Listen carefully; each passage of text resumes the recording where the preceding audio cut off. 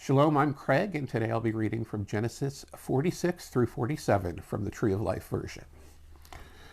So Israel set out, along with everything that belonged to him. When he came to Beersheba, he offered sacrifices to the God of his father, Isaac. In visions of the night, God said to Israel, "Jacob, Jacob." "Hineni," he said. "I am God, the God of your father," he said. "Do not be afraid to go down to Egypt, for I will turn you into a great nation there. I myself will go down with you to Egypt, and I myself will also most certainly bring you up.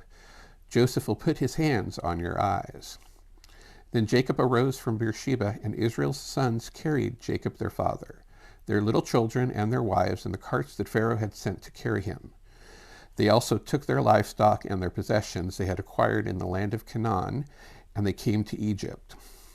Jacob and all his offspring with him, his sons and grandsons with him, his daughters and his granddaughters, and all his offspring he brought with him to Egypt. Now these are the names of the sons of Israel who came to Egypt: Jacob and his sons, Jacob's firstborn Reuben, and Reuben's son Hanach, Palau, Hezron, and Carmi. Simeon's sons, Jemuel, Jamin, Ohad, Jachin, Zohar, and Shaul, the son of the Canaanite woman. Levi's sons, Gershon, Kohath, and Merari.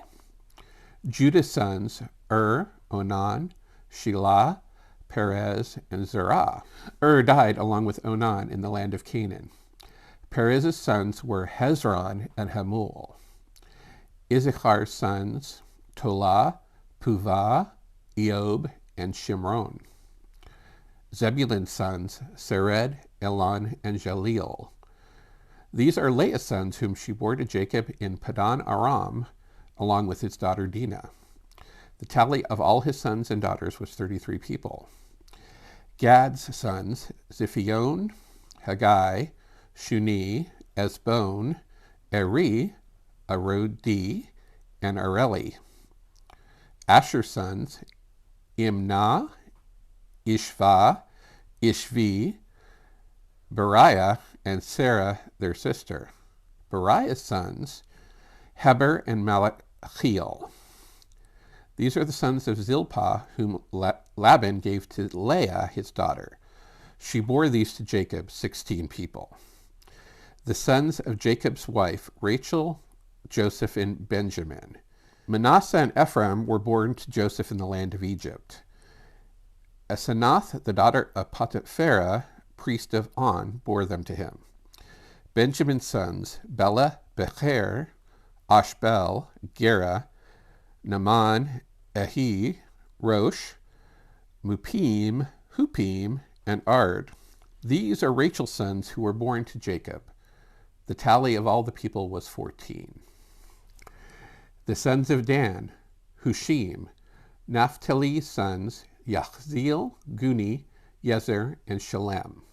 These are the sons of Bilhah, whom Laban gave to Rachel his daughter, and she bore these to Jacob. The tally of all the people was 7. All the people belonging to Jacob who came to Egypt, those coming from his loins, not counting the wives of Jacob's sons, the tally of all the people was 66.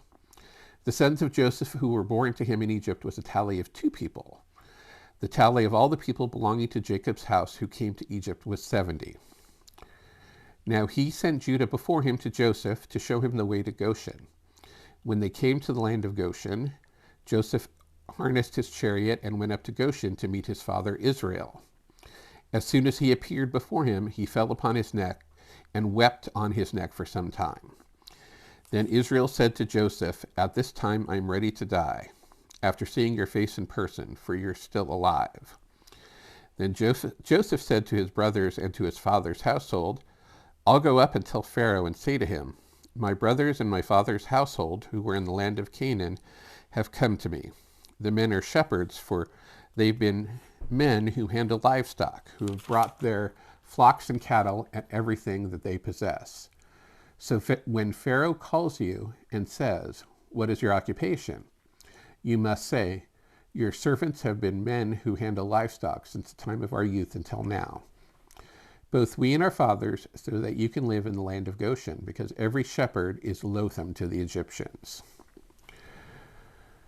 Then Joseph came and informed Pharaoh, my father and my brothers and their flocks and their cattle and everything that belongs to them have come from the land of Canaan, and behold, they are in the land of Goshen. From among his brothers he took 5 men and presented them before Pharaoh. Pharaoh said to his brothers, what is your occupation? So they said to Pharaoh, your servants are shepherds, both we and our fathers. Then they said to Pharaoh, we came to dwell temporarily in the land, since there is no pasture for the flocks that belong to your servants, for the famine is severe in the land of Canaan. So now please let your servants live in the land of Goshen. Pharaoh said to Joseph, saying, your father and your brothers came to you. The land of Egypt is before you. Settle your father and your brothers in the best part of the land. Let them live in the land of Goshen. If you know of any capable men among them, make them overseers of the livestock, over those that are mine. Then Joseph brought his father Jacob and presented him before Pharaoh, and Jacob blessed Pharaoh. Pharaoh asked Jacob, how many days are the years of your life? Jacob said to Pharaoh, the days of the years of my sojourn are 130 years. Few and evil have been the days of the years of my life. Moreover, the days of the years of my life have not attained the days of the years of the lives of my fathers in their days of their sojourn. And Jacob blessed Pharaoh and went out from Pharaoh's presence. Joseph settled his father and his brothers and gave them property in the land of Egypt, in the best part of the land, in the land of Ramses, just as Pharaoh commanded. And Joseph supported his father and his brothers and his father's entire household with food for the mouths of the little ones. Now there was no food in all the land because the famine was very severe. Both the land of Egypt and the land of Canaan languished because of the famine. Joseph collected all the money that could be found in the land of Egypt and in the land of Canaan for the grain they had bought. And Joseph brought the money into Pharaoh's house. Then the money of the land of Egypt and of the land of Canaan ran out, and all of Egypt came to Joseph saying, give us food. Why should we die in front of you because the money is gone? Joseph said, give your livestock, and I'll give it to you for your livestock if the money is gone. So they brought their livestock to Joseph, and Joseph gave them food in exchange for horses, for flocks of sheep, for herds of cattle, and for donkeys. He provided them with food in exchange for all their livestock that year. When that year came to an end, they came to him in the second year and said to him, we won't hide from my lord that the money has run out, and the livestock and the domestic animals are my lord's. There is nothing left in my lord's sight except our bodies and our land. Why should we die before your eyes, both we and our land? Buy us and our land for food. We and our land will become Pharaoh's slaves.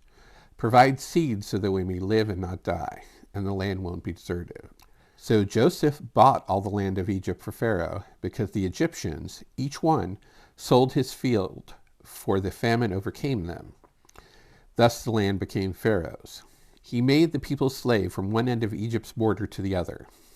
Only he did not buy the land belonging to the priests, because the priests had an allotment from Pharaoh, and they ate their allotment that Pharaoh gave them.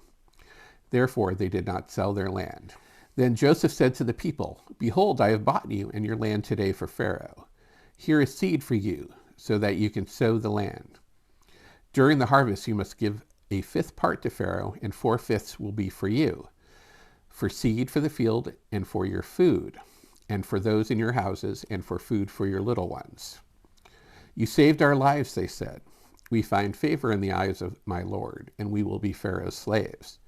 So Joseph set it as a statute until this very day concerning the land of Egypt. A 5th part goes to Pharaoh. Only the priest's land did not become Pharaoh's. Meanwhile, Israel settled in the land, and in the land of Goshen acquired property in it, and were fruitful and multiplied greatly. Now Jacob lived in the land of Egypt for 17 years, so the days of Jacob, the years of his life, were 147 years.